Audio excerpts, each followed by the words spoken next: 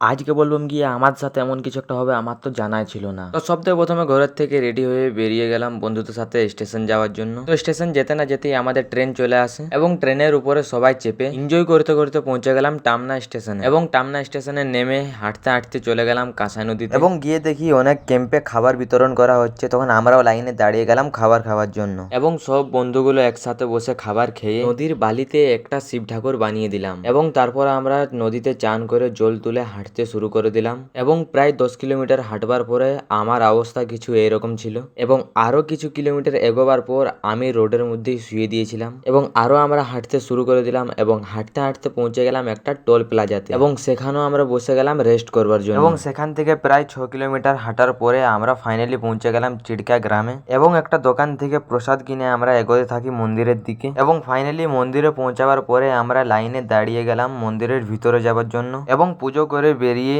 আমরা রওনা দিলাম ঘরের দিকে। এবং প্রায় 30 মিনিট হাঁটার পর আমরা ফাইনালি পৌঁছালাম পার্কিং এ এবং সেখান থেকে একটা গাড়ি বুক করে আমরা পৌঁছে গেলাম পুরুলিয়া স্টেশনে। এবং ট্রেনে চেপে আমরা যতক্ষণ বাড়ি যাই তোমরা মিনি ব্লগস এর জন্য সাবস্ক্রাইব করো।